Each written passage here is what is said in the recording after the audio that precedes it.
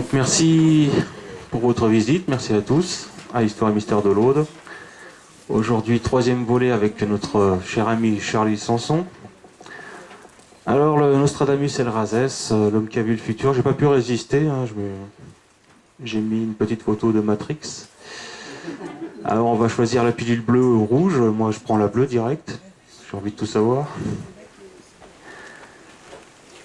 Charlie, je vais te passer la parole tout simplement et on va commencer à décoller.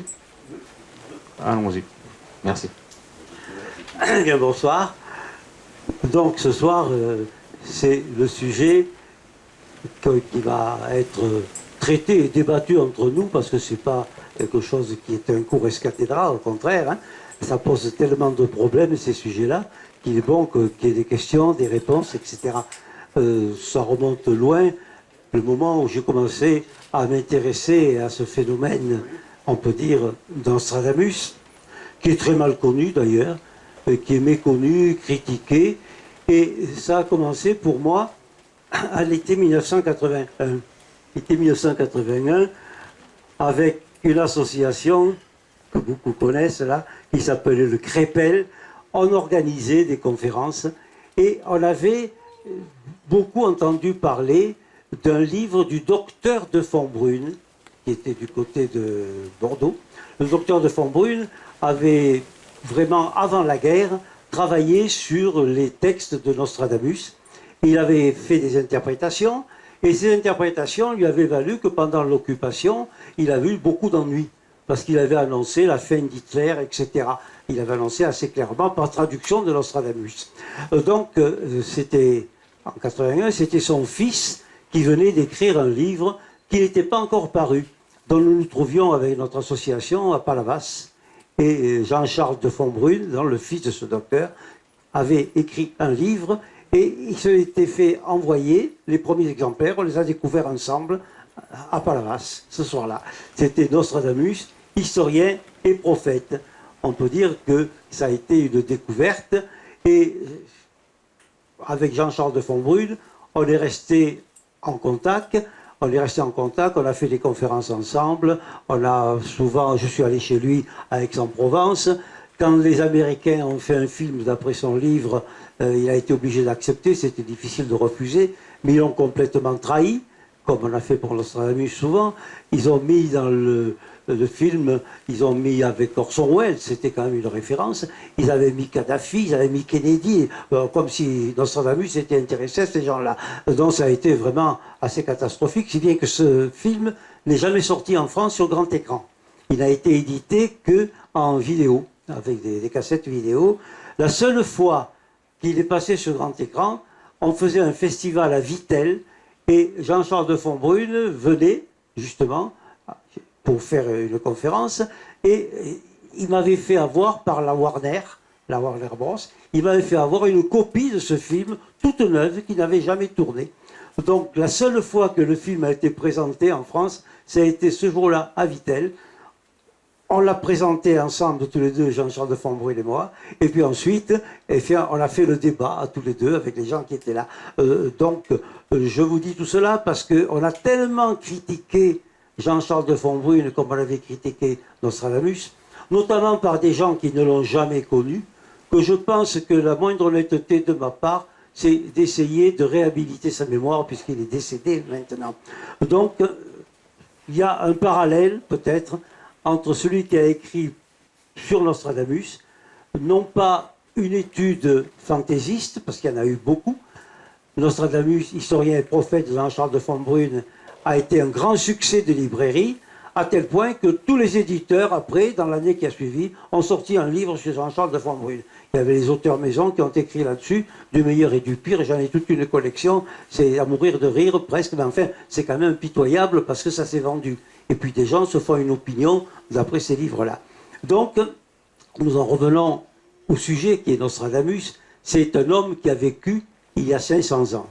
Il a vécu il y a 500 ans, ce qui fait qu'on n'a pas des témoignages très précis sur beaucoup de périodes de sa vie. Pour la plupart des gens, quand on dit ce nom, Nostradamus, eh bien, on a l'impression qu'il s'agit d'un mythe, d'une légende. quelque chose d'irréel, un peu comme une statue figée, une statue de pierre, alors que, c'est l'incompréhension, les moqueries, alors que Nostradamus a vécu une vie faite de chair et de sang, une vie vraiment tumultueuse. C'était un homme qui avait des difficultés à cette époque-là pour pouvoir exprimer ses pensées, exprimer son savoir et qui plus est, ses prédictions. Vous savez, au XVIe siècle, puisqu'il est né en 1503, au XVIe siècle, la vie était bien plus difficile qu'aujourd'hui, bien que pour nous, on pense qu'elle n'est pas toujours facile, c'est vrai, mais à cette époque-là, eh bien, il y avait l'intolérance, il y avait le pouvoir des religions, c'était encore les guerres de religion, bien sûr, il y avait l'instabilité générale, c'est-à-dire une instabilité sociale, religieuse, politique, des épidémies de peste qui étaient vraiment des catastrophes. Et ensuite, pour couronner le tout, eh bien, il y avait encore les bûchers de l'Inquisition. Alors, vous voyez un petit peu quelqu'un qui fait des prédictions, si c'est aisé à cette époque-là. Donc, on peut dire que quand il a été obligé, pour se protéger, pour protéger son œuvre, il a été obligé de la rendre quasiment incompréhensible. Il faut avoir des codes pour arriver à comprendre. Et là, on peut dire que Jean-Charles de Fontbrune, lui, a fait des traductions.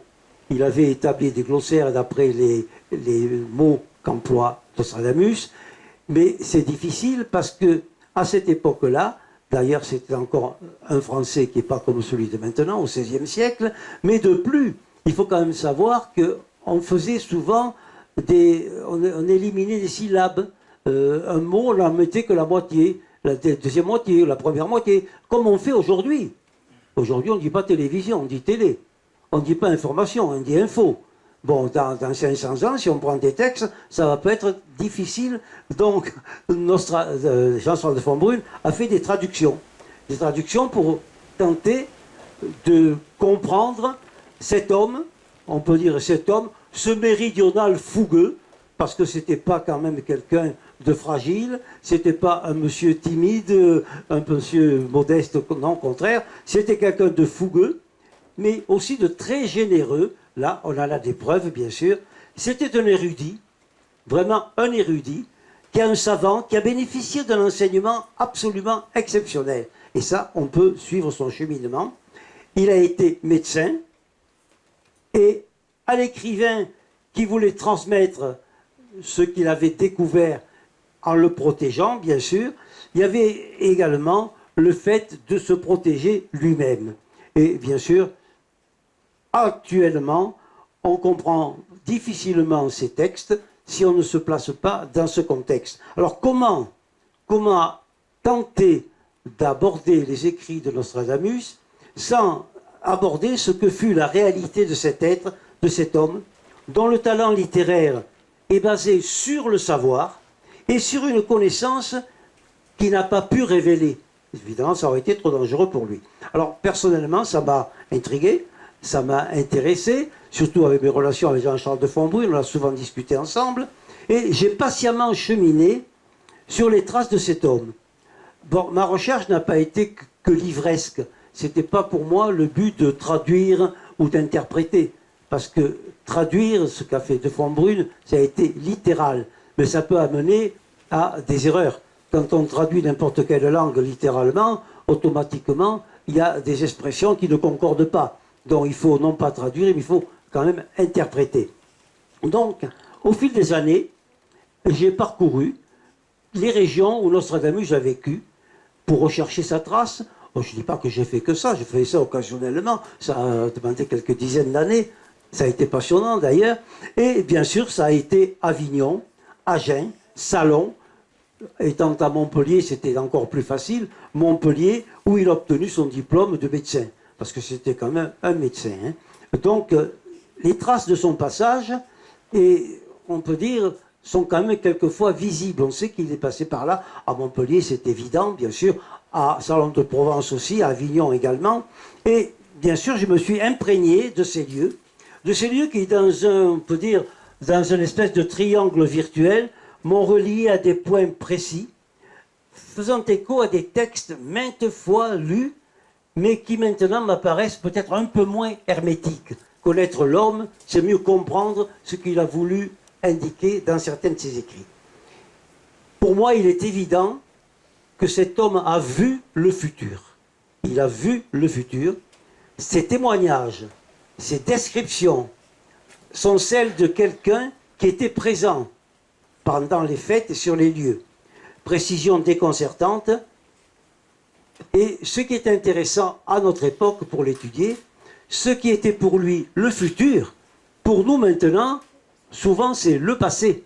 Donc on peut vérifier si les interprétations correspondent à une réalité. Donc cette démarche m'a fait dire dans ce livre que j'ai écrit, le véritable Nostradamus, l'homme qui a vu le futur, et un prophète, un savant, un homme de terrain. C'est quelqu'un qui n'était pas dans un coin pour écrire des prophéties qu'il imaginait ou qu'il rêvait, ce qui arrive quelquefois. La prédiction est une réalité expliquée par la science. Et enfin, on peut dire que l'avenir est tracé, mais comment peut-on pour le rencontrer? L'avenir est tracé, je me fie seulement à Einstein. Einstein a écrit « Les événements n'arrivent pas, ils sont déjà là, et nous les rencontrons sur notre passage. » Donc ce n'est pas n'importe qui a écrit ça, c'est Einstein qui l'a écrit. Alors, partant de là, je me suis intéressé pendant des années à retrouver la trace de Nostradamus, à reprendre des écrits, et ma démarche a été axée sur 3 éléments. Prédiction, on en trouve partout dans la tradition de l'humanité, comme si vraiment, de tout temps, dans les civilisations, certaines personnes avaient pu prédire ce qui va se passer. Alors, on le retrouve partout. On dit qu'il n'y a pas de fumée sans feu, il devait y avoir quelque chose. Ensuite, il y a quand même la science actuelle. J'ai cité Einstein, la relativité, et bien sûr, surtout maintenant, la physique quantique, qui nous donne quand même pas mal de réponses quant aux possibilités d'avoir une vue sur le passé comme sur l'avenir, puisque les savants recherchent le présent éternel. Le présent éternel, les fameuses équations qu'on recherche, bien sûr. Donc, il y a aussi les théories d'autres physiciens, comme Jean Charron. Bon, on ne va pas le détailler maintenant, on en parlera tout à l'heure, si vous voulez. Hein. Et ensuite, en allant plus loin, ben, je peux ajouter mes expériences personnelles. Expériences personnelles, non pas pour prédire l'avenir, hein, c'est pas bon, c'est mon sujet, mais les recherches sur l'expansion de l'être humain. L'expansion de l'être humain dans l'espace et le temps. J'ai beaucoup travaillé avec Wilfried Chetouy, qui a écrit justement dans les éditions Le Nord, je crois le Nôtre, il a écrit un livre sur la parapsychologie, la nouvelle parapsychologie, et Wilfried, qui avait quand même donné des cours à la Sorbonne, donc c'était pas un rêveur, hein, Wilfried, justement, avait fait des théories sur la possibilité d'extérioriser sa sensibilité. Et ça rejoint ce que maintenant nous dit la physique quantique avec les champs énergétiques. Les champs énergétiques dont nous dépendons, ce qui fait que quand on est dans un champ énergétique, on est là et là en même temps, dans le passé, dans le futur en même temps. Enfin, si vous voulez, on en parlera tout à l'heure. C'est un peu compliqué dès le début. Donc, mon but, ça a été de travailler là-dessus et de tenter de réhabiliter la mémoire d'un homme que ses contemporains ne pouvaient pas comprendre. C'était un savant, on peut dire, intemporel, qui vivait au cœur de l'obscurantisme. Alors, vous voyez que ce n'était pas confortable. Je peux dire que j'ai pris plaisir à cheminer sur les traces de ce géant du XVIe siècle, qui mériterait, à mon sens, une place aussi importante que celle de Rabelais pour la même époque. Il y a chez Nostradamus, si on le prend sur un plan, on peut dire littéraire, il y a vraiment un talent extraordinaire comme quelqu'un qui méritait sa place dans la littérature, un géant du XVIe siècle, autant que Rabelais d'ailleurs. Ils ont été en même temps condisciples à l'université de médecine de Montpellier à une époque. Et Rabelais a lui aussi écrit des choses un petit peu, on pourrait dire, ésotériques, mais la façon dont il a présenté, c'est bien passé. Nostradamus le présentant exclusivement que sous la forme de de prédiction, alors là, ça a été vraiment très controversé. Donc, on peut comparer ces deux personnages de la même époque qui ont eu un cheminement parallèle. Un, on peut dire, a été considéré, alors que pour l'autre, on s'en est moqué. Donc, c'est une recherche vivante qui m'ont fait parcourir des régions où il a vécu, avec des traces qui sont encore visibles de son passage lointain, et je pense que la mémoire peut être retrouvée, du moins pour rejeter ce qui l'a trahi. Certains de ces textes paraissent alors moins hermétiques. Alors évidemment, il faut voir surtout le contexte historique. Il est certain que quand on vit à une certaine époque, on subit tout ce qui se passe à ce moment-là. Les gens qui ont vécu avant la guerre, pendant l'occupation ou maintenant, ne pouvaient pas réagir de la même façon. Il y avait un contexte autour d'eux. Dans le contexte historique de celui-ci, il y avait le roi René, qui est seigneur de Provence en 1481. Le roi René était donc de Dijon et il avait son château à Tarascon. Et à Tarascon, cet homme était très libéral. Il s'entourait de poètes, de savants, et il avait à sa cour, parce qu'il avait une cour, les grands-parents de Nostradamus. En 1482, la Provence revient au roi de France, dont la Provence qui était indépendante, revient au roi de France, et Charles VII fait des guerres en Italie, il a besoin d'argent, et il décide, bien sûr, toujours le côté comme maintenant, on a besoin de récupérer les dettes qu'on a pu faire, et il a la décision de confisquer les biens des Juifs, à l'exception de ceux qui vont se convertir. Donc il avait trouvé un bon créneau là, hein.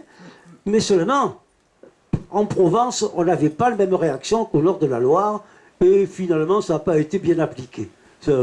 Ça existait, mais ça ne se faisait pratiquement pas. Mais en 1493, c'est Louis XII qui renforce l'application, et là, d'un seul coup, brutalement, il donne 3 mois aux Juifs pour se convertir, sous peine de voir confisquer tous leurs biens. Alors ça, c'était vraiment impératif, et bien sûr, assez pragmatique, comme beaucoup d'autres, les grands-parents de Nostradamus se sont convertis et ont changé de nom, pour ne pas garder les mêmes noms, bien sûr. Et c'est là qu'en 1503, alors que ses grands-parents étaient convertis depuis une dizaine d'années, qu'est né, le 14 décembre 1503, qu'est né à Saint-Rémy de Provence, Michel de Notre-Dame, dont les grands-parents, qui étaient juifs, étaient, dit-on, parce que là, on n'a pas de preuve absolue, de la tribu d'Issachar. Le grand-père était très savant, il était admis à la cour du roi René, donc c'était quand même une personnalité, on aurait dit un notable en quelque sorte. Hein. Et le grand-père paternel prit le nom du quartier d'Avignon où il vivait, c'était le quartier Notre-Dame, donc il se fit appeler Notre-Dame, donc après le pseudonyme de Nostradamus, hein, ça vient de là. Le grand-père maternel, lui, prit le nom de Saint-Rémy, puisqu'ils étaient à Saint-Rémy de Provence. Il était médecin, donc vous voyez, un était notaire notable, l'autre était médecin, il n'est pas né dans une famille d'illettrés, loin de là. Donc, il a été instruit par ce médecin qui l'a formé, pratiquement. Selon Nostradamus, ce grand-père-là, Jean de Saint-Rémy, lui a enseigné comme en se jouant. C'est une phrase de Nostradamus. Donc il lui a enseigné, pour le petit Michel, c'était agréable, c'était comme un jeu, c'était ludique. Alors Nostradamus a appris, et c'est lui qui nous le dit, il a appris les célestes sciences. Donc on fondait astronomie, astrologie à cette époque-là. Hein. Il a appris les célestes sciences, la connaissance des herbes et des plantes, c'est important, bien d'autres choses contenues dans de vieux grimoires aujourd'hui disparus. C'est là l'astuce de Nostradamus. Tout ce qu'il sait, c'est parce qu'il a lu sur des livres. Mais il le met lui-même bien en vue dans ses textes. Ces livres-là, qui pouvaient être encore recherchés, lui portaient tort, il dit les avoir offerts à Vulcain. Autrement dit, les avoir brûlés. Ces livres ont-ils existé? N'ont-ils pas existé? Ce qu'on comprend, c'est qu'il a été vraiment enseigné dans des sciences, on peut dire, qui venaient de très loin. On sait qu'avec le Talmud, avec tout ce que le peuple hébreu a dans, on peut dire, dans tout ce qu'il contient encore de spirituel et encore de scientifique, et tout cela venait de l'Égypte antique, puisqu'on sait que les Juifs sont venus avec Moïse en amenant tout ce qui était de scientifique dans les écoles de mystère d'Égypte. Moïse, c'est dans la Bible, était un prince qui avait été instruit dans toute la science des Égyptiens. Donc à partir de là, on voit qu'il a eu une science qu'il est difficile de nommer précisément, puisqu'elle vient de très très loin, elle a été toujours secrète, je pense qu'elle l'est encore d'ailleurs. Donc il est né à Saint-Rémy de Provence, il commence à faire ses études comme un petit garçon du lieu, et ensuite à 18 ans, non, avant 18 ans, il va à Avignon. À Avignon, là, déjà, c'était plus important pour ses études, et ses condisciples, on a des preuves, disent qu'il avait une mémoire extraordinaire.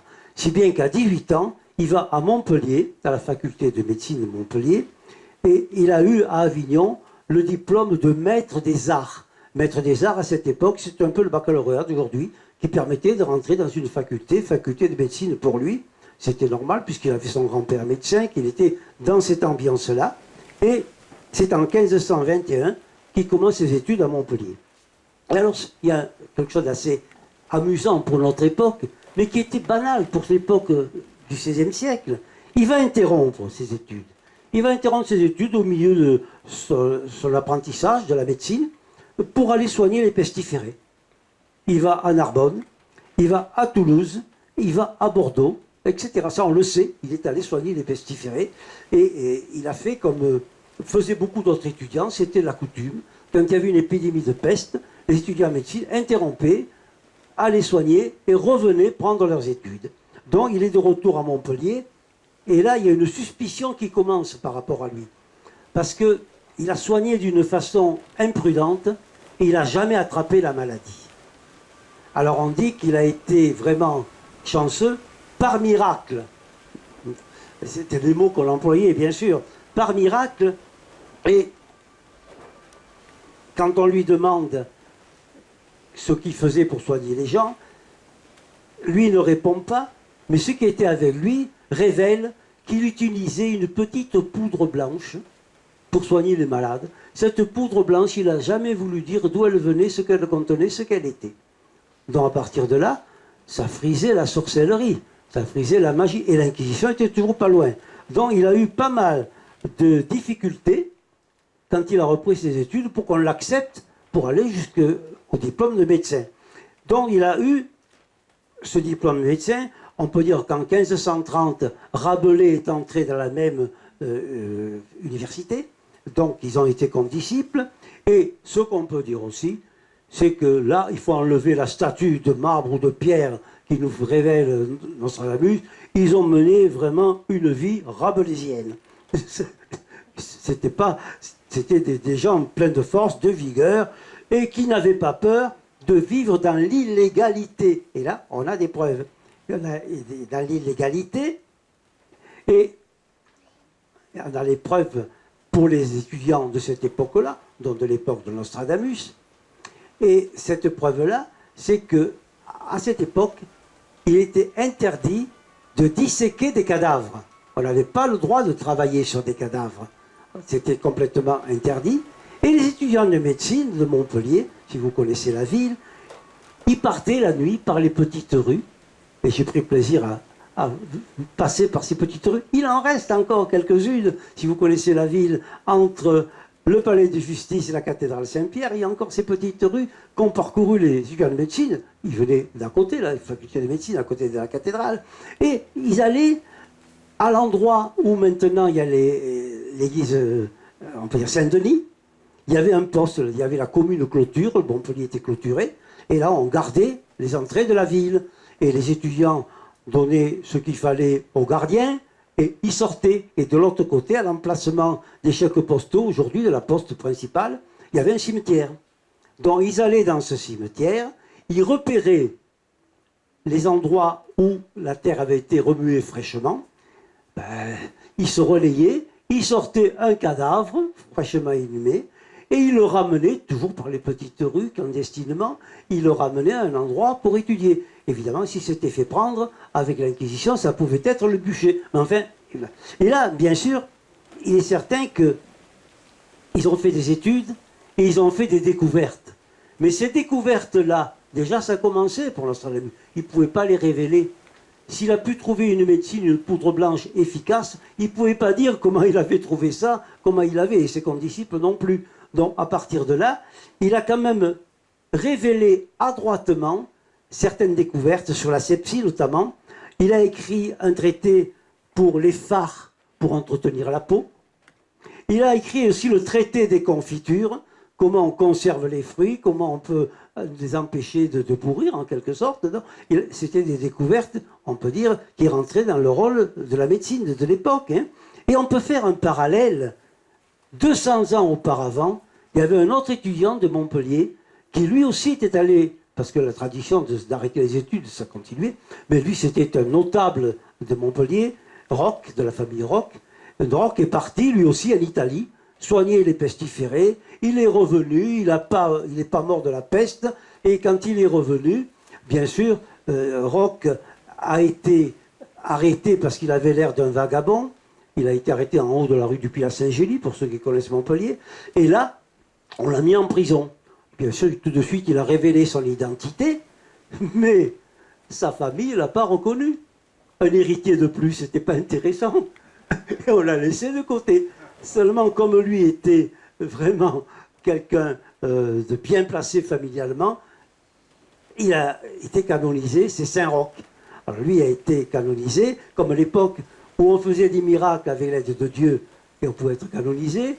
Si on faisait des miracles sans l'aide de Dieu, c'est qu'on avait travaillé avec le diable et on pouvait aller sur un bûcher. C'était ça le XVIe siècle. Vous voyez que ce n'était pas confortable et on comprend que quelqu'un comme Nostradamus est bien caché de toutes ses découvertes et tout ce qu'il pouvait voir.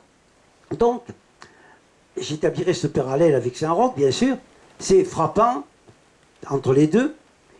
Donc Michel de Notre-Dame, qui n'est pas encore Nostradamus, c'est Michel de Notre-Dame, avec un nom qui a été, on peut dire, mis dans la chrétienté. Il parcourt la Provence avec son diplôme de médecin qu'il n'a pas eu facilement, parce que les soupçons de sorcellerie, ça traînait longtemps. Mais il a fini par avoir son diplôme, il a parcouru la Provence, le Languedoc, et bien sûr, il connaît bien ces régions. Quand il parle d'un lieu, il le connaît, il y est allé. Il n'a pas vu ça sur Internet, comme on fait aujourd'hui pour écrire sur telle ou telle région. Donc il y est allé. Il connaît les régions où il gagne son existence comme médecin, mais aussi par la vente très habile, parce que c'était quand même un homme intelligent, un bon commerçant, on le verra, par la vente très habile, on peut dire, des phares et des filtres de sa composition. Voilà, donc il parcourt pas mal d'agents. Donc il va à Agen. Donc c'est dans la région que ça s'est passé ici. Et quand Nostradamus écrit, il n'a pas mis Kennedy, ni Kadhafi, ni comme on a fait croire quelquefois, il a mis les lieux qu'il connaissait, en les nommant exactement. Et ça, c'est quand même précieux quand on veut étudier. Donc à Agen, il se lie d'amitié avec un personnage un peu particulier qui s'appelle César Scaliger, qui a 20 ans de plus que lui, et il fréquente les milieux littéraires, se font une grande réputation, d'autant plus qu'ils offrent de somptueux présents, qu'ils reçoivent de notables, à des malades ou à des pauvres. Donc ils se font une grande réputation de générosité, et on retrouvera la générosité chez Nostradamus encore plus tard. Seulement voilà, ça on a des preuves, on le sait. Mais le séjour de Nostradamus à Agen a été peu connu dans son ensemble. On sait qu'il s'y est marié. Il a eu 2 enfants qui sont morts très jeunes. Et puis en 1539, c'est sa femme qui est morte subitement. Alors de là, comme on l'avait accusé de sorcellerie et tout, vous voyez les soupçons que ça peut faire naître. Hein. Donc il a quitté Agen et pendant 8 années, il a parcouru la France et l'Italie. Peut-être est-il allé plus loin, mais là, on n'a pas de renseignements. Et on sait que c'est au cours de cette période qu'il a commencé à prédire en public. C'est là qu'il a commencé à faire des prédictions. Et il y a un épisode que je vous cite rapidement qui est à retenir. Sur une route en Italie, on dit qu'il a rencontré un jeune moine cordelier. Donc c'est des choses qu'on a rapportées de cette époque-là. Nostradamus fait stopper sa mule, se met à genoux devant ce moine et en disant « Il convient de ployer le genou devant le pape ». Et plus tard, ce moine est devenu pape sous le nom de Sistequin. Voilà la première prédiction qui est connue de Nostradamus à cette époque-là. Donc je n'oublie pas tous les commentaires sur cette prédiction-là, qui est quand même curieuse par rapport à ce qu'il a dit à ce moine. Donc, en 1544, il soigne les pestiférés, notamment à Montpellier. Puis, en 1546, il est à Aix-en-Provence, où la peste fait des ravages très importants. Là, il est toujours sur la brèche comme médecin, comme guérisseur, on pourrait dire. Et il va ensuite à Lyon, où l'épidémie a fait son apparition. Il soigne et guérit, et il n'aura jamais contracté la terrible maladie. Il est protégé, immunisé, et on parle toujours de miracle. C'est toujours miraculeux que ça sort comme ça. En 1547, il a 44 ans. Son frère Bertrand le fait venir à Salon de Provence, où il est installé. Donc, à Salon de Provence, Nostradamus exerce la médecine. Il fait également des médicaments, des phares, et c'est là qu'il commence à écrire. Il a écrit qu'à partir de 44 ans.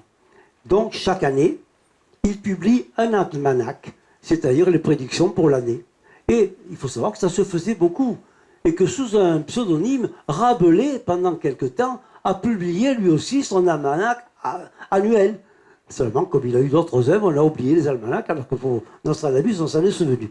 Alors, ce qui se fait fréquemment à cette époque, bien sûr, et il y a des prédictions qui sont quelquefois répétitives. Nostradamus, en plus de ses almanachs annuels, fait la médecine, bien sûr, et il fait vendre les almanachs par des colporteurs. Alors ça, on a des preuves, donc, il avait des colporteurs qui prenaient ces almanachs, qui allaient les vendre, et bien sûr, ça lui faisait une bonne recette, autant que son travail de médecin.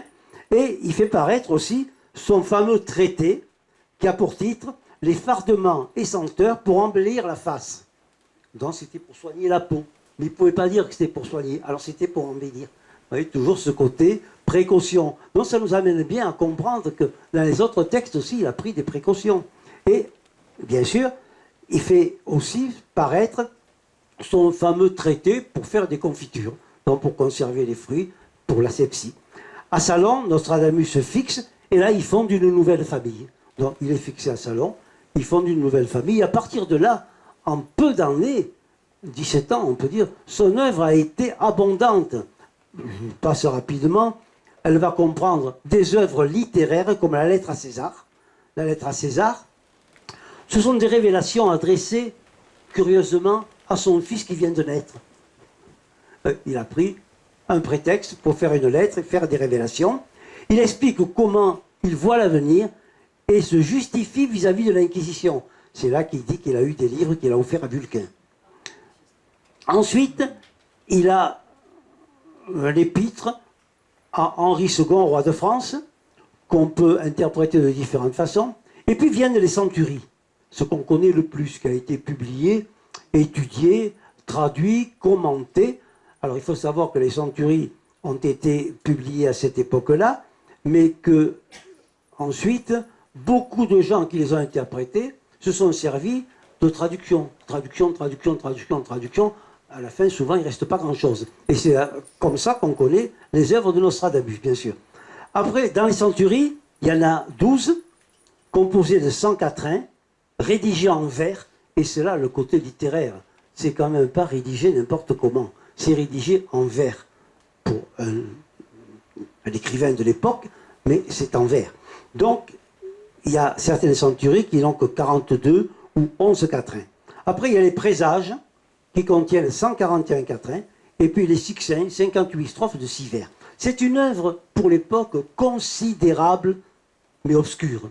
Très obscure. La langue est parfois mêlée de mots latins. Il faut savoir que quand il est allé de Salon à Avignon, il connaissait à 18 ans déjà le grec le latin et l'hébreu. Donc il pouvait se permettre beaucoup de fantaisie, des contractions, des analogies. Il mettait aussi du provençal. Et puis il y avait des mots qu'il mettait à moitié, comme on fait aujourd'hui. Bon, on sait comment on le fait aujourd'hui, mais on a perdu comment ça se passait à cette époque-là. Donc ces nombreuses éditions sont, on peut dire, bourrées de fautes typographiques, parfois volontaires, pour arranger les choses, qui défigurent certains mots et certains noms de lieux. De plus, Nostradamus affirme qu'il est indispensable que des événements futurs importants ne soient révélés que par énigmatique sentence. Donc il dit déjà, il ne faut pas le dire clairement. Il faut déjà que ce soit voilé. Alors énigmatique, il faut arriver à comprendre, à traduire les énigmes. Donc il rédige lui-même en latin un avertissement solennel à l'intention de ceux qui étudieront ses œuvres. Et il parle de ses œuvres prophétiques. Il critique ceux qui les étudieront sans être instruits ou initiés pour en comprendre de ça se cacher. Alors la traduction de ce texte, qui avait été à l'origine en latin, c'est celle-ci. Avertissement selon la loi, contre les critiques ineptes, que ceux qui liront ces vers les apprécient à leur juste valeur. N'y touchez pas, profanes, vulgaires et ignorants, et que tous les astrologues, lourdeaux, incultes s'en éloignent, que celui qui fait autrement soit sacré selon les rites. Et là, on sent la fougue du bonhomme. Là, vraiment, il ne leur fait pas de cadeau. Si vous me critiquez, vraiment que vous soyez, on pourrait dire que vous soyez maudit. Donc la réputation de Nostradamus est grande lorsque, en 1555, sortent ses premières prédictions. Il est plus connu en tant que prophète que comme médecin. Comme médecin, il exerce et il a aussi la réputation d'être généreux. Souvent, les malades qui vont le trouver, il ne les fait pas payer, mais ils repartent avec une pièce d'or. On ne sait pas d'où il sort cet argent. Ça a fait aussi beaucoup jaser. Donc, Nostradamus est très généreux. Et Catherine de Médicis, l'épouse du roi de France de l'époque Henri II, est au courant de tout cela parce que Catherine de Médicis, bien sûr, elle est d'origine italienne. Et quand elle est venue en France, elle a amené Ruggieri, qui était son astrologue attitré. Mais Ruggieri ne lui donnait certainement pas entière satisfaction. Alors elle a fait venir Nostradamus à Paris. Donc il va à la cour. Alors là, c'est assez intéressant de voir le compte rendu qu'il en a fait. Après un voyage d'1 mois pour aller de Salon à Paris, il arrive auprès des souverains le 15 août 1555. Il impressionne le roi et la reine qui mettent l'hôtel de Nevers à sa disposition, où tous les nobles défilent pour acheter très cher ses prédictions. Alors c'est assez amusant, parce que tous les nobles vont acheter ses prédictions. Ruggieri est attaché à la cour de Catherine de Médicis, et officiellement en France, les voyants, ceux qui prédisent, peuvent aller sur le bûcher par l'Inquisition. Bon, il n'y a pas une contradiction près, c'est toujours la même chose, bien sûr. Donc, il est dans le château de Blois, et là, il voit les 3 fils des souverains, et Catherine demande ce qu'ils deviendront, et lui, très adroitement, il leur dit que tous les 3 régneront. Là encore, c'est vraiment pas maladroit, parce qu'en fait, François II, Charles IX et Henri III régneront. Tragiquement, ce qui sera du bien de lui dire, bien sûr. Il ne le révèle pas clairement. Mais à Blois, il rencontre également un jeune garçon, un prince de Navarre, et à ce jeune garçon qui ne lui demandait rien, il lui dit qu'il serait aussi roi de France.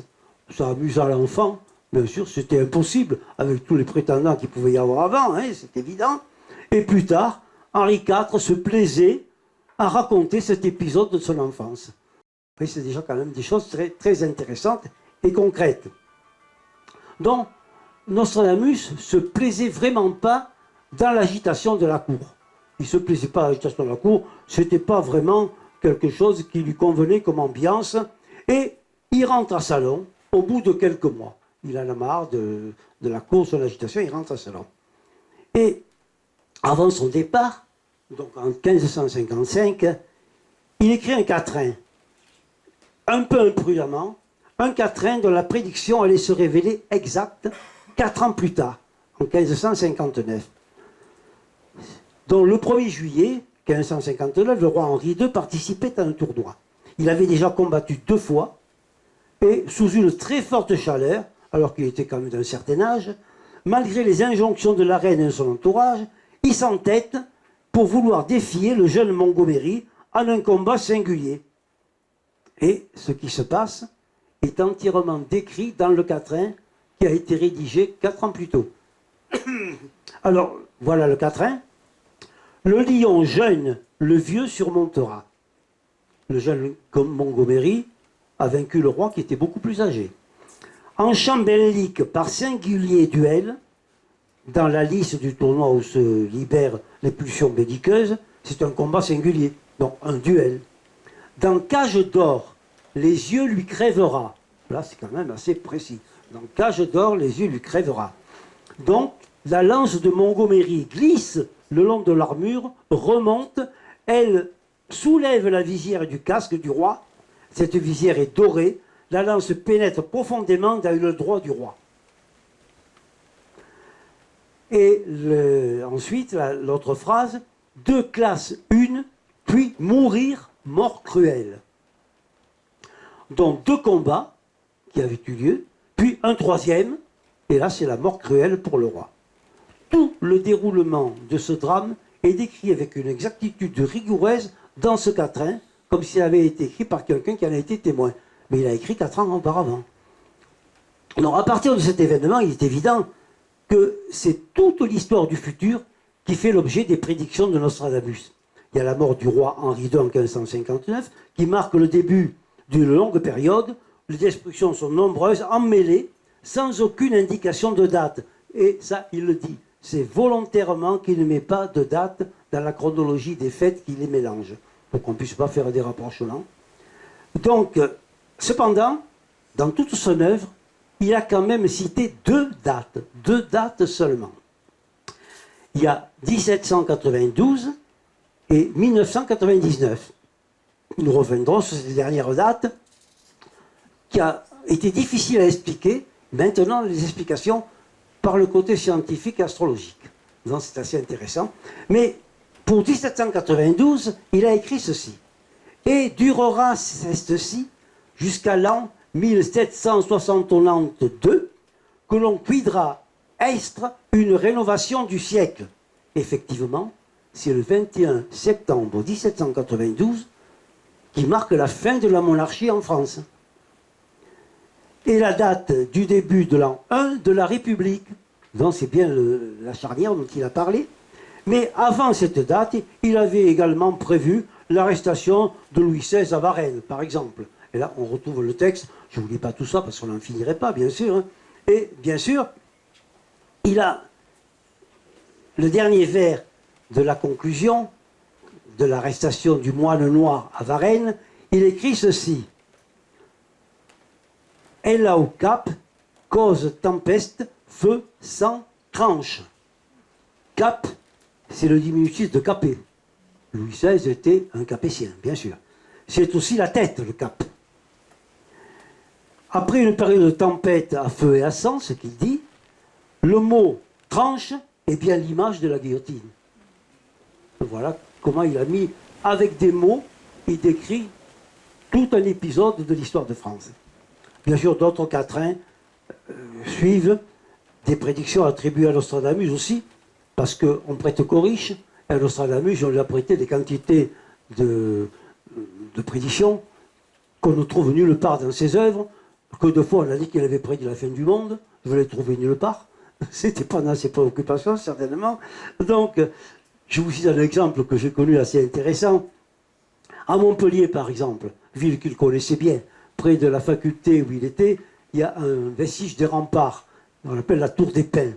La tour des Pins, c'est le vestige des remparts. Sur cette tour, il y a 2 arbres. 2 arbres, et on prête à Nostradamus la prédiction, il aurait dit, quand les arbres mourront, la ville sera détruite. Alors quand les arbres sont morts, imaginez-vous, on les a vite remplacés. Et maintenant, on n'y croit pas, mais quand ils sont malades, on les soigne bien vite. Vous pouvez contrôler, c'est vrai. Non, mais ça c'est un peu... Alors, il y a aussi autre chose qu'on a prêté à Nostradamus qui m'a intrigué et puis amusé, par exemple. Il aurait prédit que la ville exploserait lorsque l'œuf serait cassé. Alors, sur la place de la Comédie, il y a l'œuf. L'œuf, de la place de la Comédie, un endroit qui est vraiment appelé sous ce nom-là. Dans ma jeunesse, j'ai eu connaissance de cette prédiction. La ville explosera quand l'œuf sera cassé. Et je vous assure que c'était le lieu de rendez-vous des jeunes, c'est un endroit bien connu, c'était le centre de la ville. Donc aujourd'hui, il est encore marqué sur le sol. Donc, que la ville explose quand l'œuf sera cassé, j'ai pensé beaucoup à cette prédiction pendant les années d'occupation, lorsqu'il y avait des bombardements. Si l'œuf était cassé, ça pouvait aller très loin. Et bien sûr, c'est selon l'expression utilisée à cette époque, on pouvait penser que Nostradamus avait prévu une catastrophe. Il n'avait pas prévu une catastrophe, mais la prédiction, que si elle est de lui ou pas, je n'en sais rien, elle s'est réalisée. Curieusement, c'est-à-dire que dans les années 60, souvent l'expression utilisée à cette époque, Montpellier accueillait des milliers de gens qui venaient de l'Afrique du Nord, d'Algérie, Tunisie, Maroc, bien sûr. Hein. La ville connut une véritable explosion démographique. Et c'est le moment où on a cassé l'œuf pour faire un parking souterrain. On a cassé l'œuf, on a fait un parking souterrain, et tous les journaux ont dit explosion démographique à Montpellier. Vous voyez qu'il y a beaucoup d'humour aussi chez Nostradamus, si ça vient de lui. Hein. Bon, on va passer là-dessus. Il a prédit les inondations de Nîmes, et il a dit quand même comment il procédait. Je ne veux pas trop alourdir, hein, pour que vous ayez le temps de poser des questions. On me fera signer quand il faudra arrêter. Donc voilà comment il procédait d'après ce qu'il a dit. Dans sa lettre à Henri II, il écrit « qui compose d'un naturel instinct accompagné d'une fureur prophétique ». Donc il écrit par inspiration ou médiumnité ce qu'il voit tel que les événements se présentent, mais sans aucun ordre. Et dans sa lettre à son fils César, il écrit aussi « combien que plusieurs volumes qui ont été cachés par long siècle me sont été manifestés, mais doutant ce qui adviendra en effet après lecture présent à Vulcain. » Donc c'est bien lui qui dit qu'il a tout brûlé pour qu'on ne puisse pas contrôler d'où il tenait ces informations, comment il procédait. Donc quels étaient ces livres secrets, très anciens, qu'il a brûlés, d'où venaient ces livres, qui les avait écrits, existe-t-il vraiment? Il est fort possible qu'il en ait inventé l'existence pour se protéger. En fait, tout est possible. Là, on a que des hypothèses. Ceux qui donnent des informations sont bien malins et je ne les suis pas du tout. Il a d'ailleurs écrit ceci à propos de sa description du futur. C'est que tout y est calculé par les astres. Et en unissant mon inspiration personnelle aux secrets qui m'ont été transmis par mes antiques ascendants, dont il sait bien, il regarde les astres, il a des calculs, mais il a aussi ce qu'on lui a enseigné. Et ça, il a écrit également. Ce savoir, ces secrets, ne sont peut-être pas perdus. On sait qu'il y a des recherches qui se font sur ce sujet-là, actuellement, dans des milieux scientifiques, bien sûr. Et d'autres scientifiques, comme le docteur Alexis Carrel, a écrit que certains individus ont la possibilité de voyager hors de l'espace et du temps, et qui perçoivent des événements dans le passé, dans le futur. Donc c'est des scientifiques qui ont abordé quand même ce sujet dans le XXe siècle, bien sûr, et il semble indiquer l'existence d'un principe capable d'évoluer en dehors des principes de notre corps. C'est ce qui m'intéresse particulièrement en me rapprochant des théories de Jean Charron et des théories de la physique quantique. On en parlera si vous voulez tout à l'heure, mais c'est particulièrement intéressant parce qu'on voit les choses avec un autre éclairage. Donc, Nostradamus a ajouté des calculs astrologiques. Donc, depuis Nostradamus et avant lui, bien des devins avaient annoncé les mêmes événements. Il y a des événements qui sont quand même répétitifs. Un peut copier l'autre, c'est évident. Se sont-ils inspirés les uns des autres ou bien ont-ils eu accès à la même source d'information? J'ai effectué bien des recherches dans ce domaine. Déjà, je présentais des études là-dessus en 1972. Vous voyez, ça ne rajeunit pas, hein, mais enfin, c'est déjà comme ça. Donc, chez Nostradamus, certains textes ont été traduits ou interprétés, alors que d'autres, non moins importants, semblent avoir été complètement négligés. Et là, nous en arrivons à la région où nous sommes, l'Eurasès. Parce que Nostradamus a écrit en utilisant le mot Razès. On sait qu'il a écrit sur les régions qu'il connaissait, qu'il avait parcourues. Le Razès en faisait partie. Et là, mon ami Jean-Charles de Fontbrune, qui faisait surtout de la traduction, on en avait parlé après, il avait fait une grosse erreur. C'était l'époque de Monseigneur Lefebvre quand il a écrit son livre. Et quand on parlait du Razès, il pensait les crânes rasés. Et tout ce qu'il y avait qui a trait au Razès dont il parlait, il a mis avec le contexte de ce côté d'intégriste de Monseigneur Lefebvre. Donc là, ça ne marchait pas du tout parce qu'il ne connaissait pas la région du Razès, Jean-Charles de Fontbrune, mais Nostradamus, je la connaissais très bien. Et quand il dit Razès, ça veut dire Razès. Dans cette région, bien sûr, on n'a pas relevé l'importance de cette région qui est ici. Nous sommes dans le Razès, bien sûr. Ça vient au sud de Limoux. Là, on y trouve la région d'Alais, par exemple. Et c'est pas surprenant que Nostradamus, qui a longtemps séjourné à Agen, qui a parcouru la région, puisqu'à Alais, dans la légende, il y aurait une maison de Nostradamus ou de la famille de Nostradamus, bien sûr, on cite que vraiment, il était dans la région. Donc, la capitale du Haut-Razès, c'est Rennes-le-Château. Donc, vous voyez que tout est un peu... C'est Bugarache aussi. Hein. Tout ce côté, nous sommes ici, Nostradamus connaissait bien, a parcouru, et quand il a écrit, il n'a pas mis un mot à la place d'un autre. Hein. Donc, on retrouve Nostradamus qui nous parle d'un tombeau dont la découverte dans le Razès, c'est lui qui met le mot, déclenchera des événements importants en raison du secret qu'il révélera.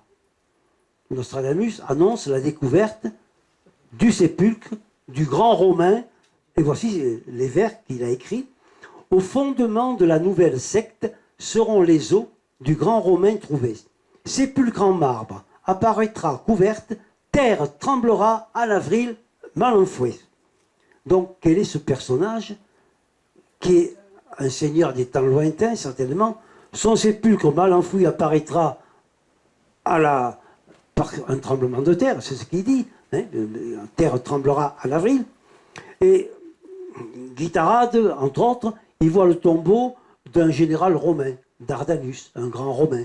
Et bien sûr, beaucoup de gens qui ont travaillé sur l'occupation romaine de la région, ils voient des grands personnages de la Rome antique. Ce n'était pas impossible. Bon, mais Nostradamus dit clairement une phrase qui, au début, est curieuse, au fondement de la nouvelle secte. Au fondement de la nouvelle secte. Bien, quand même, la chrétienté fut une nouvelle secte dans le monde juif, dans la Rome antique. Nous n'avons que des hypothèses pour imaginer qui est désigné sous l'apparition du grand Romain. Jésus, l'apôtre Pierre ou qui?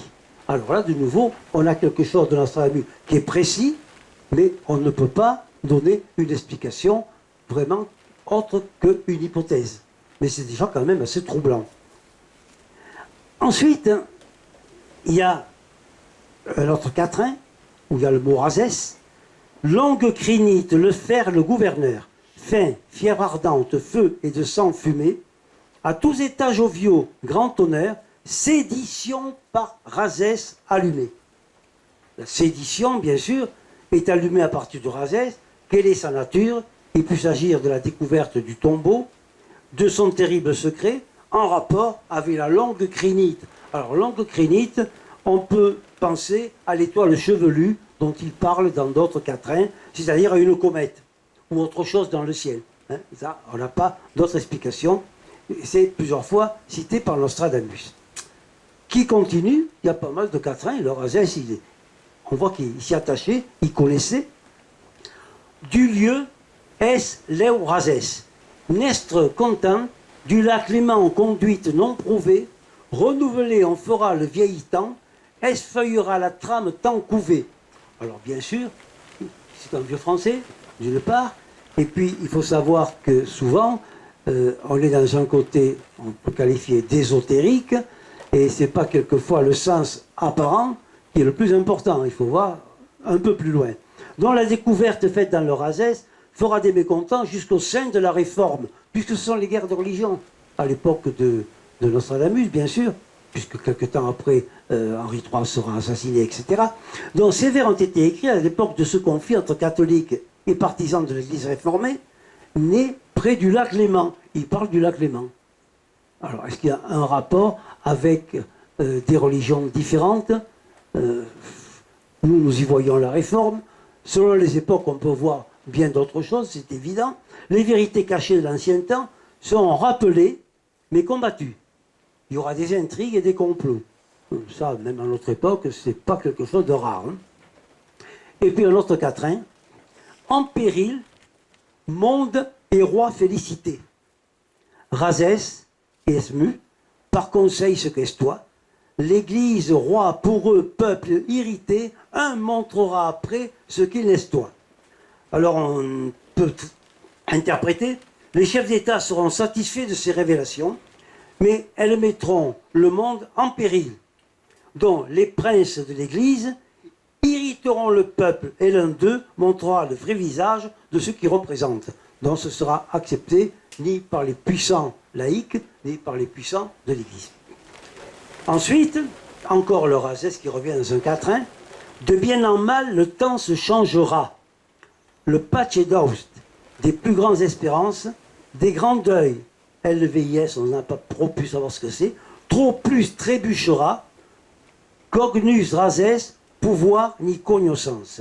On peut dire que les bienfaits de la découverte se transformera en méfaits. La paix, née dans le Midi avec de grandes espérances, trébuchera par l'action des grands qui se lamenteront et la révélation du Razès perdra pouvoir et connaissance. Alors après, il y en a encore. Si vous lisez Nostradamus, vous voyez que le Razès est bien présent. Les deuils, laissés, suprêmes alliances. Razès, grand mort, refus fait à l'entrée, de retour être bien fait en oubliance, la mort du juste à banquet perpétré. Et cette phrase est assez curieuse. La mort du juste à banquet perpétré. Donc il faudra faire le deuil de la suprême alliance. Le grand mort du Razès sera refusé, oublié. Seul demeurera le souvenir de la mort du juste commémoré par un banquet. Alors évidemment, tout le monde le sait, le dernier mot, la mort du juste à banquet perpétré, peut faire allusion au repas de la Seine et à la communion, où c'est là que Judas est parti pour perpétrer justement la mort du juste. On peut le traduire comme ça, c'est peut-être pas ça, mais c'est une hypothèse qui correspond vraiment, qui cadre bien avec le texte de Nostradamus. Alors, plusieurs autres quatrains, encore le Razès, et bien sûr, par exemple, un quatrain est significatif. Pour Razès, chef ne parviendra pas à bout. Les découvreurs du Razès ne pourront pas faire ce qu'ils souhaitent. Édict changé, les serrés mis au large. Des changements de loi ne le permettront pas. Dans quelque chose de genre, on change la loi et tout est dit. Mort grand trouvé, moins de fois bas debout. Le grand mort a été trouvé, ce qui réduira la foi. Dissimulé, transi, frappé à Bauge.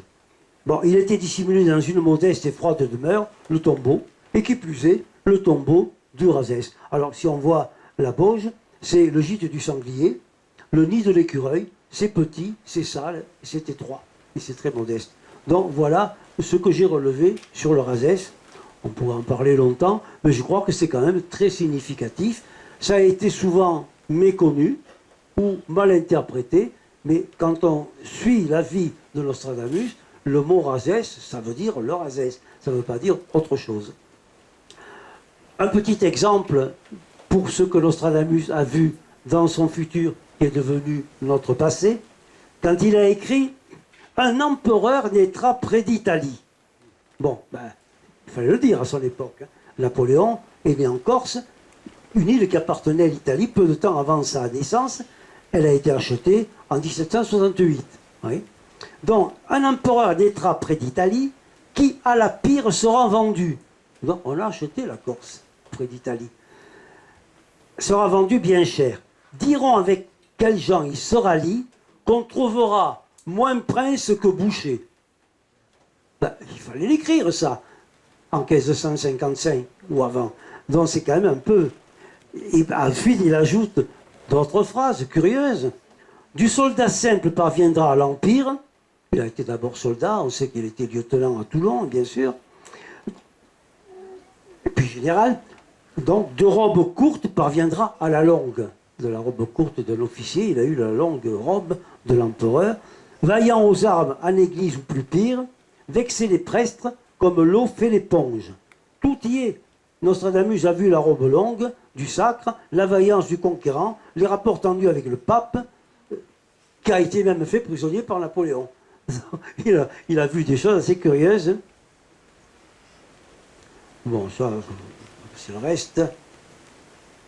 Ah, il y a d'autres, un dernier, parce que sinon je vais vous en lire des quantités. On n'est pas là pour faire vraiment la traduction. Hein. Par exemple, il y a des quatrains qui sont consacrés à ce que nous affectons à la Deuxième Guerre mondiale. Et toujours des précisions et des détails. Je prends qu'un quatrain ou deux. Prenons à titre d'exemple donc la vie d'Hitler. Déjà, son père, Charles de Fonbrune, avait déjà parlé de ces quatrains par rapport à Hitler et de Fonbrune aussi. Mais ces quatrains sont significatifs. Hitler a été appelé le phénix, oiseau de la taille d'un aigle. Les dates essentielles figurent dans ces vers. Plusieurs mourront avant que Phénix meure. Jusque 670 et sa demeure. Dont naissance en avril 1889, mort en mai 1945, soit 55 ans et 10 mois, 607 ans de mois. Il fallait le trouver ça, hein. Inquiétante la comparaison avec le phénix, c'est un oiseau mythique qui renaît de ses cendres, et nous sommes obligés de constater aujourd'hui que les idées propagées par le nazisme, donc, ne sont pas mortes, qu'elles n'en finissent pas de renaître de leurs cendres. Et puis ensuite, il nous dit, passe 15 ans, 21, 39. Le premier est sujet à maladie, le second offert danger de vie, au feu, à l'eau, et sujet 39. Alors là, il y a des dates, il y a des choses précises. 15 ans, sujet à maladie. C'est en 1915 qu'Hitler est blessé à la guerre. 21, le deuxième nombre qui donne. Et le second, offert danger de vie. En 1921, c'est par la violence et le crime que s'affirme le parti nazi. Au feu, à l'eau et sujet 39. Et en 1939, c'est le début de la Deuxième Guerre mondiale, du deuxième conflit mondial. C'est quand même assez curieux, ces précisions par rapport à Hitler, évidemment. Et nous avons, il y a également, je ne vous le cite pas, ce serait trop long, sur le Shah d'Iran. Et puis il y a, on en parlait tout à l'heure si vous voulez, toute une série de prophéties, de prédictions sur la ville d'Agde. Sur la ville d'Agde. Et dans la ville d'Agde, Nostradamus fait ses prédictions en fonction d'un port et en fonction d'un pont. À son époque, il n'y avait pas de port à Agde. De pont, il n'y en avait pas non plus. Mais depuis quelque temps, avec le tourisme, on a fait un port à Agde. Et pour rejoindre l'autoroute, on a construit un pont qui est vraiment un lieu stratégique. Et il l'a vu. Puis il donne d'autres détails. Et là, on ne peut que interpréter ou supposer ce qu'il peut vouloir dire, vous voyez.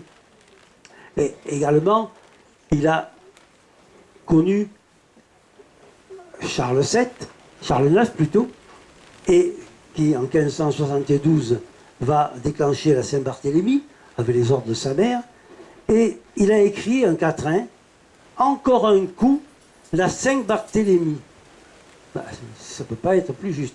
Encore un coup de cloche, bien sûr. La Saint-Barthélemy engravera au profond de son âme Nîmes, Rochelle, Genève, Montpellier, Castres, Lyon, Mars entrant en bélier. Le bélier, c'était la cloche. S'entrebattront le tout pour une dame. Souvent, même chez les Cathares, la dame, c'était l'église. C'était le côté de l'église qu'on respectait comme une dame. Et puis, on finit là-dessus. Il a quand même été chez le roi, donc chez Catherine de Médicis, Et Catherine de Médicis, qui voulait le faire venir, c'est elle qui s'est déplacée à Salon. Donc la cour, c'est l'importance qu'on lui donnait, de Catherine de Médicis, est venue à Salon de Provence. Et Nostradamus a reçu la reine, et puis il n'est remonté qu'une fois à Paris. Il est remonté qu'une seule fois à Paris, et voilà son présage numéro 141. Voilà ce qu'il a écrit. De retour d'ambassade, don de roi mis au lieu.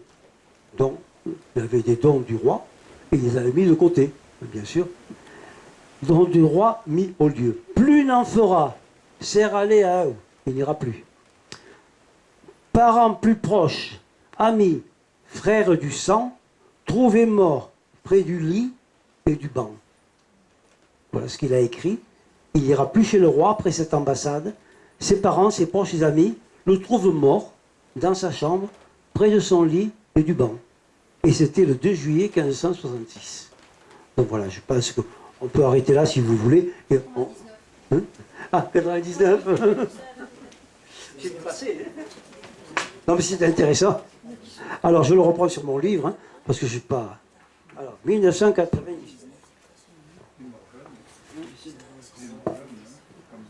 Oui, 63 ans. 63 ans, alors c'est assez curieux, si c'est 3-9, on a le nombre 9, on a tout le symbolisme, ça va très loin, mais là on ne va pas aborder tout ça, bien sûr. Donc, voilà un quatrain dans lequel il donne une deuxième date, il y a eu 1792, et là voici ce quatrain. L'an 1999, 7 mois. Du ciel viendra un grand roi des frayeurs, ressusciter le grand roi d'Angoulemois, avant, après, Mars régnait par bonheur. Alors, il faut étudier ces vers, ils ne sont pas quand même faciles. Hein. On sent très bien qu'il y a des informations qui ne sont pas en toutes lettres, donc il faut étudier phrase par phrase, et le plus difficile est de faire abstraction de ses propres connaissances et des désirs ou des craintes. Pour être objectif, c'est pas facile. Donc, on peut dire que c'est le quatrain de la peur. Alors, après 1999, des quantités de publications ont été répandues. On disait Nostradamus annonçait la fin du monde, ici, là-bas. Ça a été assez fréquent. Hein. Mais la première phrase, elle est quand même précise. L'an 1990, 7 mois. Alors, ça peut être juillet 1999 ou juillet après. 7 mois après 1999. Déjà, on a un choix. Dans le deuxième vers, du ciel viendra un grand roi des frayeurs. Alors bien sûr, le côté fantastique du ciel, on voit un ovni, des extraterrestres, tout ce qu'on voudra, mais actuellement, ce n'est pas étonnant que quelqu'un, un conquérant ou autre, vienne par la voie des airs, du ciel. Hein. C'est la voie des airs aussi. Donc il faut peut-être banaliser. Donc, ça peut être un engin destructeur, ça peut être un être venu d'autre, ça peut être tout ce qu'on veut. Là, on n'a pas la possibilité d'avoir une... Et il dit, il s'agit d'un roi, le grand roi des frayeurs. Le roi, celui qui règne souverainement, qui exerce le pouvoir suprême. Ça peut ne pas être un humain. Ça peut être quelque chose comme une pollution, ou autre chose encore.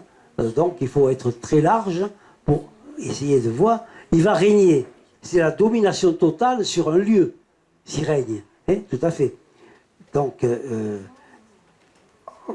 on a vu des phrases interprétées, mais tout a été démenti, puisqu'il ne s'est rien passé. Effrayeur. Alors, effrayeur, c'est un mot à double sens également. La définition habituelle du mot effrayé, c'est causer la frayeur. Épouvanter, affoler, rebuter, décourager. Cependant, le mot latin exfridore signifie faire ressortir la paix, aussi. Et un autre mot latin, fridus, signifie paix. Et on a le choix. C'est tout à fait ambivalent. On a le choix entre les deux. Bon. Ressusciter le grand roi d'Angoulemois. Alors, aucune interprétation ou satisfaisante n'a été donnée à cette expression. Alors, personne n'est arrivé à pouvoir émettre une hypothèse qui soit plausible. L'Angoumois, c'est une région qui occupe la majeure partie du département de la Charente, autour de la ville d'Angoulême. Cette région appartint longtemps au comte de Poitiers, duc d'Aquitaine, Donc on ne peut pas, vivant de Nostradamus, l'engouement fut définitivement réunir la couronne. Donc on ne voit pas du tout ce que ça veut dire, c'est assez difficile. Donc on a, bon, je vais rappeler, avant, après, Mars régnait par bonheur. Alors là c'est assez curieux.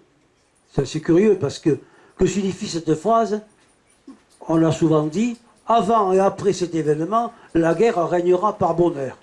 Je vois mal quelqu'un de généreux, d'humaniste comme Nostradamus, se rapporter son expression par bonheur au règne de la guerre. Donc, il y a autre chose là-dessous. Ce par bonheur peut concerner le règne de celui qui est comparé au grand roi d'Angoumois, mais là, on n'en a rien. Donc, je regarde plus loin pour essayer de trouver des explications. Parce que je ne vous dis pas tout ce qu'on a fait comme calcul avec la numérologie, etc. Il y a là, la numérologie a été importante dans cette étude-là. Donc quand il dit du ciel viendra, il est important d'approfondir les trois possibilités: engin destructeur, envoyé hors de la Terre, et ça peut être beaucoup d'autres choses. Donc, je ne vous dis pas encore cela, on va voir.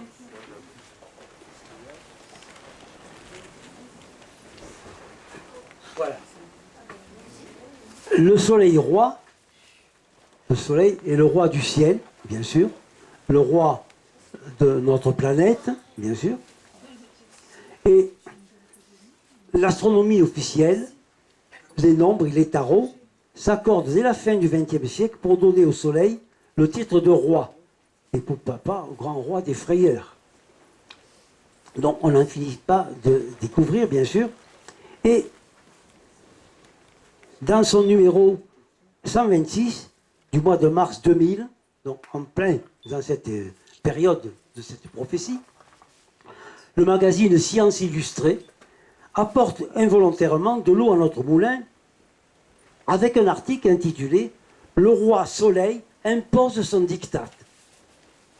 C'est dans ce magazine qu'on peut retrouver, Science Illustrée, de mars 2000, et l'article fournit les dernières informations et découvertes scientifiques relatives au Soleil, cet astre qu'il qualifie de bouillonnant d'activité.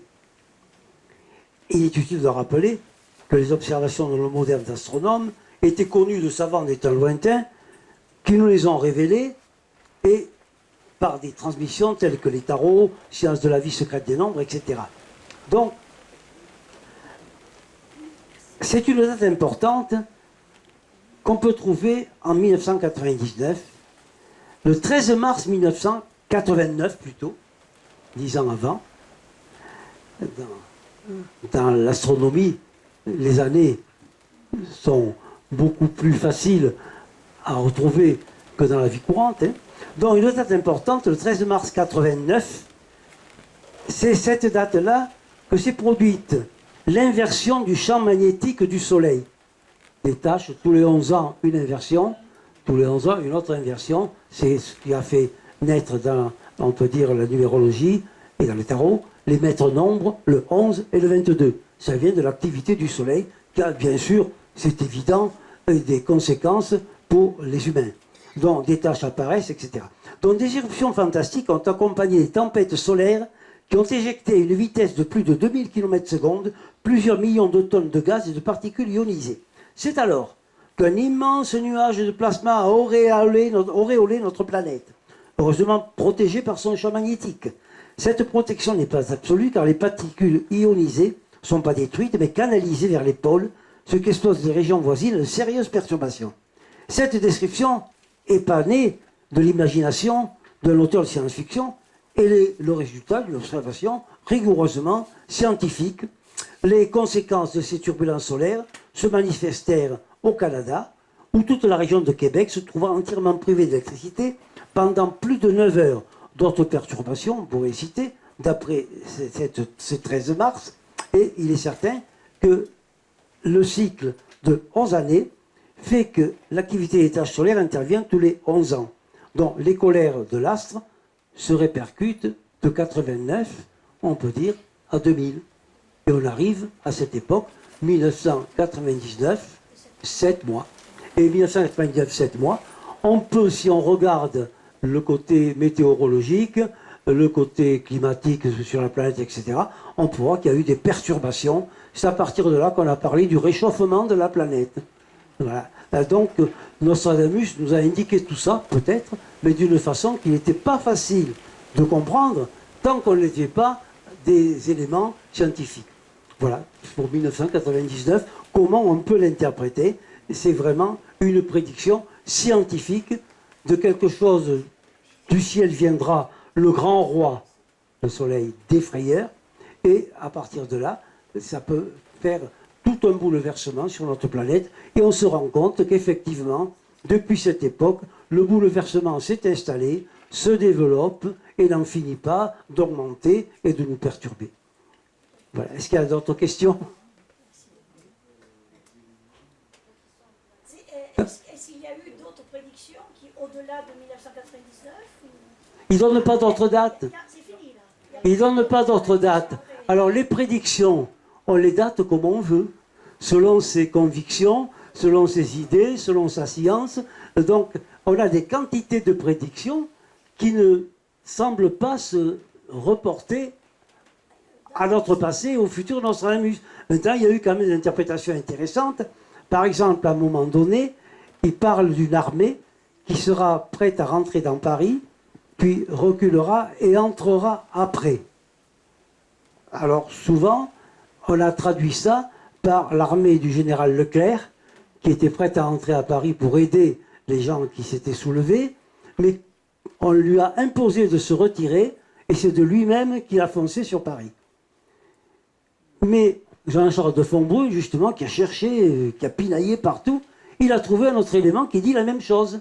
Quand Henri IV voulait rentrer dans Paris, il allait rentrer dans Paris, mais il était mal reçu. Donc, c'est là qu'il s'est retiré. Il a adjuré le protestantisme.